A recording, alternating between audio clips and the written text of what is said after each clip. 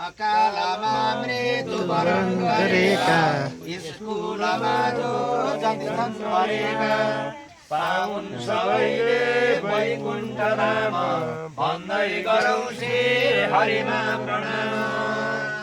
श्रीमद् भागवत महापुराण महात्म्य को जय। लक्ष्मी नारायण भगवान को जय। पुराण पुरुषोत्तम भगवान को जय। श्रीताम देवदेवी स नारायण जगत्पति तोरीय नवधानेन कथा एषे शुभा कथा। सर्वे श्रोता सावधान भवन्तु। अब जो विस्तार बताइने भएका जो छन् श्रीमद् भागवत महापुराणको महात्म्य पद्म पुराणको उत्तरखण्डबाट प्राप्ति गरिकन ल्याइएको आज तृतीय तेस्रो अध्यायको महात्म्यमा हामी अहिले प्रवेश गर्दैछौँ। हामी दिवाकाल सत्रमा भागवतका मूल ग्रन्थहरू सुन्दैछौँ। हामीले नृसिंह भगवानको चरित्र सुन्यौँ। भक्त प्रहलाद, हिरण्यकश्यपको छोरो प्रहलाद, प्रहलादको छोरो विरोचन, विरोचनको छोरो बलि, बलिको छोरो बाणासुर, यिनको चरित्र हामीले घर श्रवण गऱ्यौँ।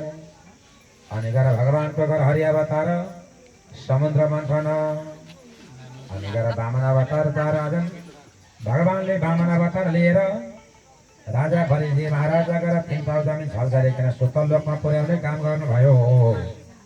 राजा बलिकामा गएर भगवान 3 पाउ जमिन माग्न जानुभएको थियो। राजा बलिले गएर एउटा यज्ञ माग्नु, गाउँ माग्नु, ढोल माग्नु, राज्य माग्नु भन्दा हे राजा बलि मलाई त्यत्रो चाहिँदैन, दिने भए 3 पाउ जमिन दान गर, होइन भने म जान्छु। हे प्रभु हजुरलाई गएर त्यतिर बसेर हैन सबै काउन्ट हिसाबले सानो भिडियो बनाउनु पर्ने हात्ती दान गर्छु, युट्युबतिर हाल्नु नि हात्तीमा म चढ्नै सक्दिनँ, जमिन दान गर्छु, म खेती गर्न सक्दिनँ। राजा मलाई दिने भए 3 पाउ जमिन दान गर, होइन भने मलाई चाहिँदैन भगवानले भन्नुभयो। राजा बलिले बहुतै घमण्ड गरे। आज घमण्ड गरेर हजुरलाई गएर एउटा एरिया दान गर्छु, राज्य दान गर्छु, टोल दान गर्छु, गाउँ दान गर्छु, सारा राज्य दान गर्छु भन्नुभयो।